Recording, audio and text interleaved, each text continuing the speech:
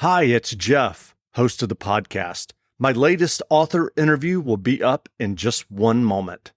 I'm not going to ask you to buy anything. I'm not going to ask you to go and review the podcast. What I am going to do is take just one brief moment and ask you to recommend the podcast to just one friend. If you're a writer, or if you're someone who just loves books and you love this podcast and the interviews that I do, all that I ask is that you recommend the podcast to just one friend. Thanks a lot.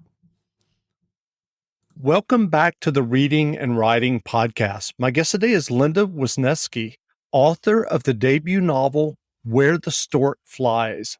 Linda, welcome to the podcast. Thanks, Jeff. Happy to be here. Absolutely. Well, if someone listening hasn't yet heard about your novel, Where the Stork Flies, how would you describe the novel? Well, Where the Stork Flies is the story of a Pennsylvania librarian who finds a lost time traveler in her kitchen.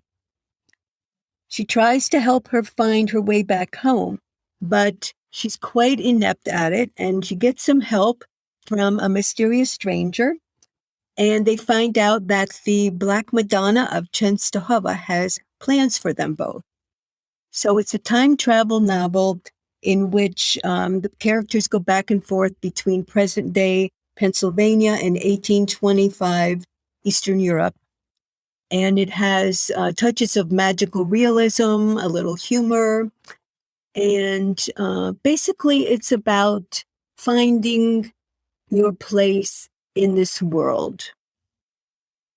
That sounds great. And I'm just curious, for listeners who may not be up on their history, can you remind us what was happening in 1825 in Eastern Europe? Well, in this character's life, the mysterious time traveler named Regina, not a lot. She was a peasant. She did not care a lot about history. It really didn't affect her. She was a subject of Napoleon Bonaparte. Her part of the world, south of Krakow and north of the Tatra Mountains in what is now Poland, was part of the Austrian Empire. So she was, in effect, a peasant or serf. Sure. Well, I'm curious, do you remember the original idea or impetus that led you to write Where the Stork Flies? Oh, sure. I absolutely remember the day and the time. I was at a family reunion with my Polish-American family in upstate New York. And one of my cousin's daughters had researched our family history. She lived in Switzerland at the time, and she went over to Poland and researched our ancestors. And she had put together a family tree and showed it to us. And the oldest ancestor that she was able to find was a woman named Regina, who was born in 1778, and she's my fourth great grandmother. So we had a conversation, basically the women in our family, my cousins and I, about what would Regina think of us? What would she think about our lives in America today as women? Wouldn't she be amazed at how much better our lives are than hers was back in early 19th century Austrian Empire, now known as Poland? Mm-hmm. So that was the impetus. I started to try to find out more information about her, and all I could find was, as most people know who do ancestry research, you get the names and the dates, but you get no information about what kind of person they were, which is very frustrating to me. I wanted to know through a lot of my ancestors, including Regina, were they nice? Were they nasty? Even occupations were hard to locate. So, and I wanted to write about her, and this idea of contrasting women's lives then and now really intrigued me. So I decided I had to make it up. Basically, I had to give her a life that I have no idea, but I did a lot of research, and as close as I think I could make it, because I wanted to show that contrast between the lives of of women in different centuries. So Sure. that was my inspiration.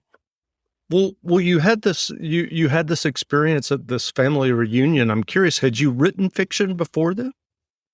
Not really. I have written a few short stories, so I should say yes. I have written short stories, and they have been published Hmm. in some obscure literary magazines. Well, what was your writing process when you sat down to start working on Where the Stork Flies? Did you have an idea of the entire novel in mind before you began, or was it kind of a process of discovery as you were writing it? Yes and yes. I had an idea of what I wanted to say, which I just mentioned in the little introduction, that I wanted to show the contrast. But I found that when I started writing it, it changed for a number of reasons. First of all, I went to a writing conference and I presented a pitch to an agent in a class, and she said, you should make it a trilogy because there's three main characters. So pick one of these women and make it her story. So I thought I was writing Regina's story, but as I went into it, I realized that the person with the problem was the modern day woman because Regina knew exactly what she wanted and where her life was going and where she belonged. And I noticed as a woman who came of age during the second wave of feminism with Betty Friedan, Gloria Steinem, Bella Abzug, and on, we were certainly benefited from that movement. But I think that sometimes we made it too hard on ourselves. In other words, you can, bring home the bacon, fry it in the pan, and, you have to do it all at the same time, you know? So I think we just kind of made ourselves a little nuts with that. And I think we needed to step back. And I find that even today among younger women trying to do it all. And there are phases in life that you go through. And it doesn't mean if you step back for a moment, you can't go back and reclaim where you want to go. So was my thought process that changed the trajectory of the novel from a story contrasting two women's lives with the help of a third, became a first person story of a modern woman trying to figure out what she needs to do to straighten out her life. And she gets help from some very simple living women. Does that make sense? Sure, sure. When it Were Project changed our lives. They have given us a future that is better than I could have anticipated. Learn about our no-cost mental health programs for post 9/11 veterans and their families at woundedwarriorproject.org/support. Gearheads know that some projects need so many parts, it feels like you need a whole storage unit just to store them. That's what eBay Motors' 122 million parts are for. Think of it as your virtual parts garage. They've always got the right fitment at the right prices. Use the eBay Motors app or visit ebaymotors.com. Let's ride. Well, are you working on another novel now? I am. Actually, since that agent said you should write a trilogy, I said, okay, I will. So I'm writing the second novel in that trilogy. And this is told from Regina's point of view. So the first novel was written as if it was a memoir from a woman named Kat, who's a modern Pennsylvania librarian. And I'm a memoirist and I teach memoirs. So I found this a good way for me to tell the story in the first person as if it were a real memoir. So my novel that I'm working on now is Regina writing a memoir. And the way the novel is going now, has some lessons to learn, as do most protagonists in novels. And she's going to have some adventures with gypsies. That's great. Well, what writing advice would you offer for those who are working on their own stories or novels? My reading advice is to read a lot, to read some in the genre that you're writing, but not overdoing it. I don't read science fiction hardly at all, and I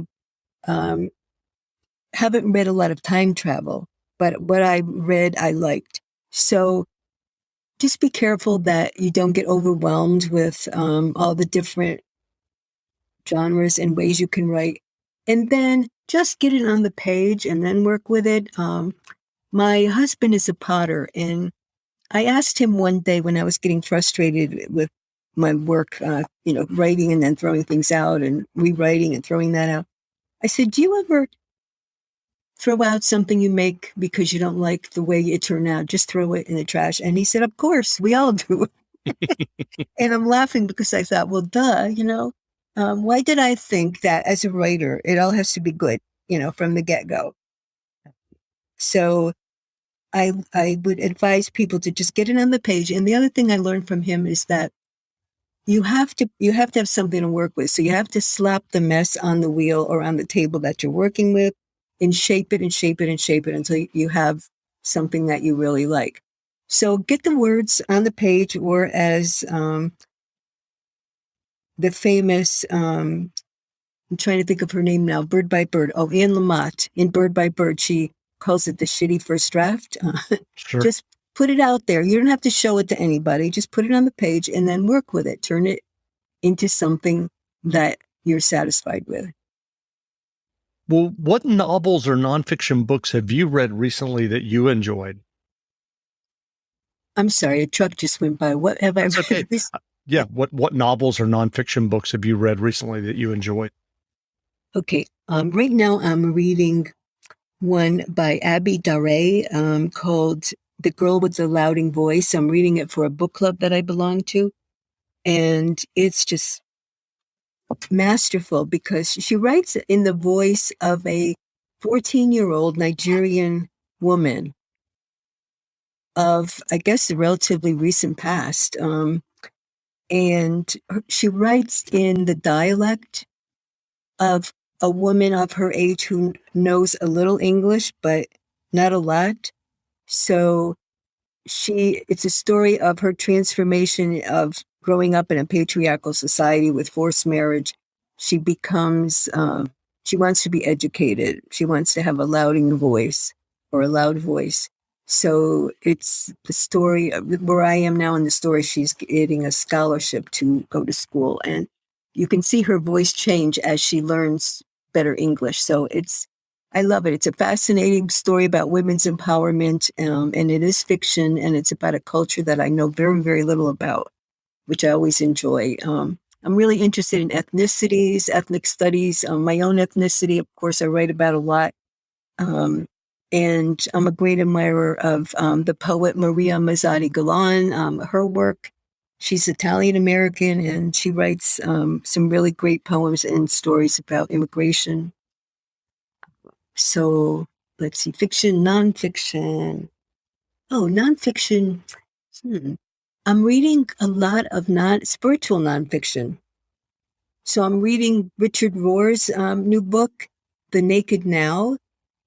He is a Franciscan priest, and he's very progressive, and he tries to bring together all different beliefs and religions to show that there's truth in just about every great spiritual tradition. And the power of now, or the naked now, is to try to learn to be present and appreciate where you are. And that goes back to Kat and Regina's story. Like bloom where you are planted. Well, where can people find you online if they'd like to learn more about you and your novel, Where the Stork Flies? Well, the best place to go would be to my website, which is lindawis.com. And from there, you can see a list of events where I am going to be in the future.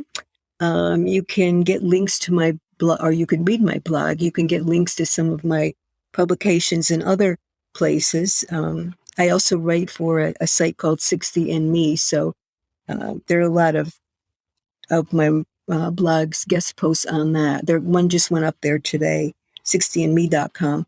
And also on my website, you can see links to my Instagram, Facebook, and Twitter if you like to do social networking. That's great. Well, again, we've been speaking with Linda Wisniewski, author of the debut novel, Where the Stork Flies.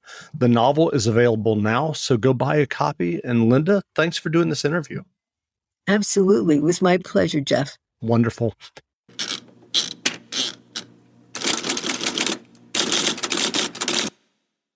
It used to be hard to find the exact auto parts you needed, and that meant spending a lot of time at swap meets. It's a different game now when you can order exactly what you need from eBay Motors. They have 122 million parts, so you can always find the right fitment. Spend less time searching and more time building with the eBay Motors app, or visit ebaymotors.com. Let's ride.